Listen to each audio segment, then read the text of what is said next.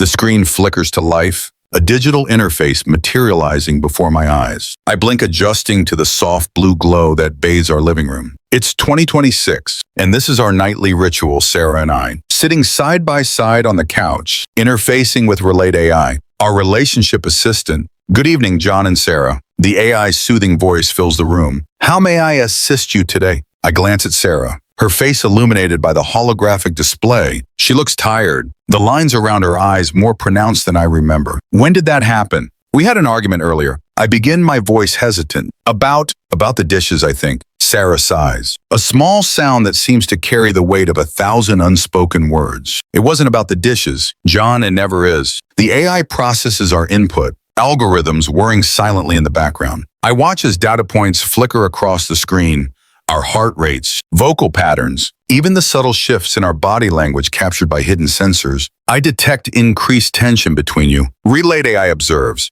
Would you like me to analyze the root cause of your disagreement? We nod in unison, a synchronized movement that feels more mechanical than intimate. The AI begins its analysis, and I can't help but wonder when we started, relying on a machine to decode our own emotions. The holographic display shifts, presenting a timeline of our relationship, moments of joy and conflict, pulse like stars in a digital galaxy. But there's something off, a pattern I hadn't noticed before. Based on current trends and historical data, Relate AI announces its tone unnervingly neutral. I predict a 78% probability of significant emotional divergence within the next 6 months. The words hang in the air, heavy and suffocating. Sarah's hand, which had been resting near mine, withdraws imperceptibly. What does that mean? I ask, though part of me already knows the answer. It means the AI responds that without intervention, your relationship is likely to experience a severe decline, potentially leading to separation. I laugh, the sound hollow and forced.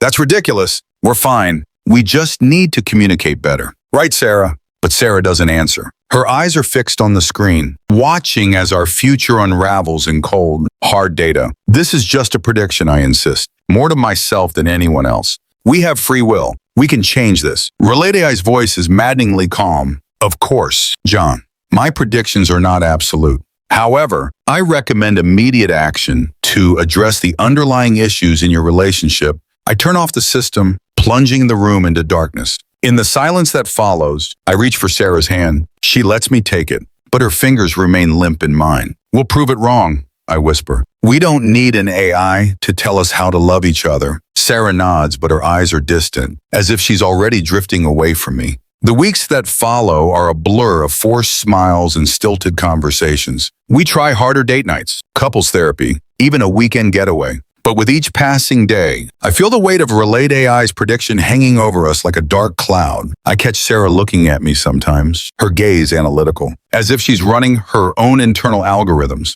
Are we really drifting apart? Or are we simply fulfilling a prophecy handed down by lines of code? 3 months in, and the cracks are undeniable. Our words become weapons. Each conversation a minefield of unmet expectations and buried resentments. I find myself avoiding the living room, unable to face the dormant AI system that seems to mock our efforts with its silent presence. 5 months, and Sarah starts sleeping in the guest room. Just for a few nights, she says, I need some space to think. The nights stretch into weeks. I lie awake staring at the ceiling, wondering if our love was ever real or just a complex equation that finally reached its inevitable conclusion. 6 months to the day after Relate AI's prediction, I come home to find Sarah's suitcases by the door. The air is thick with the scent of her perfume and the finality of goodbyes. I'm sorry, John, she says, her voice breaking. I tried, we both did. But maybe some things are just meant to end. As the door closes behind her, I'm left alone with the crushing weight of a future I refuse to believe in. The house feels cavernous, echoing with the ghosts of conversations and laughter that now seem like distant memories.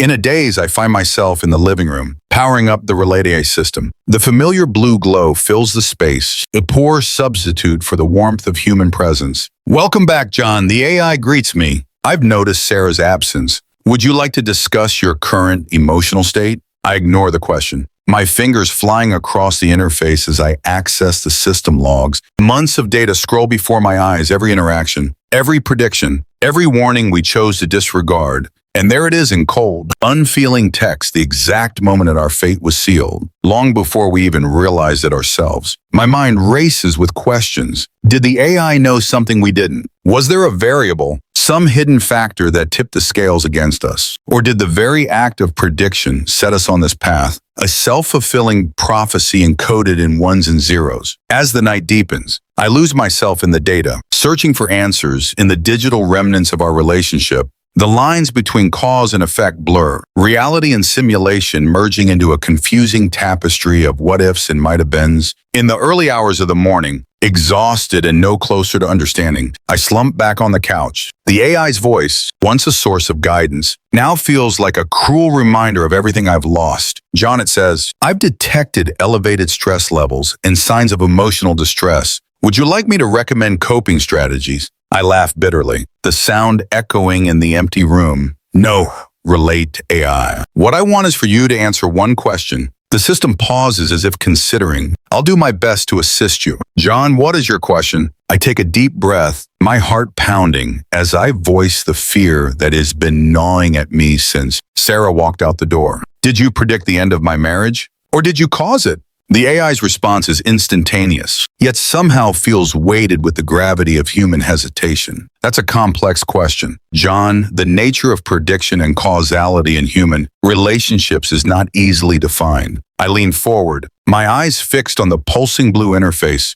But you must have an answer. You have all the data, all the patterns. You saw this coming when we were still blind to it. Correlation does not imply causation. The AI reminds me gently, my predictions are based on observable patterns and statistical probabilities. I do not have the power to directly influence human emotions or decisions. But don't you? I think remembering how Sarah's eyes had changed after that first prediction, how we both began to see each other through the lens of an impending separation. However, Relate AI continues. It is worth considering the observer effect. The act of measurement can sometimes influence the system being measured. In this case, my predictions may have altered your perceptions and behaviors, even subconsciously. The implications of this statement hit me like a physical blow. Had we doomed ourselves simply by seeking help? Was our attempt to strengthen our relationship the very thing that tore it apart? So what you're saying is I begin, my voice barely above a whisper.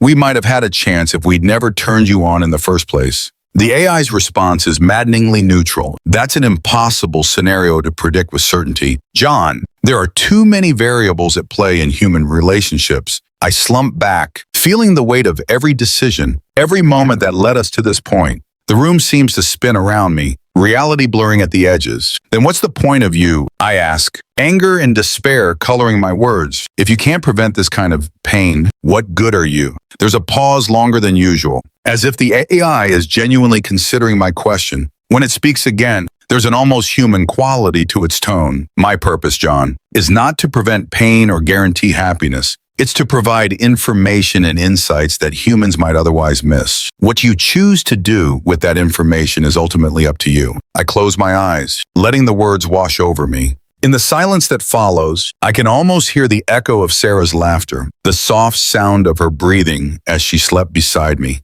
All gone now, replaced by the hum of electronics and the cold comfort of data. As dawn breaks, painting the room in shades of gray and gold, I find myself at a crossroads. Do I shut down the system, severing this last digital connection to my failed marriage? Or do I dive deeper, searching for some hidden truth in the algorithms that claim to understand our hearts? My finger hovers over the power button, trembling with indecision. In this moment, suspended between the past I've lost and a future I can't predict, I'm faced with the most human of questions. What do we do when the machines we created to guide us only lead us further into the labyrinth of our own hearts? The AI waits patient and eternal for a command it knows will come, and I, John Husband Human, find myself paralyzed by the weight of free will in a world where even our most intimate moments can be reduced to data points and probability. What choice will I make? And more importantly, was it ever really my choice to begin with?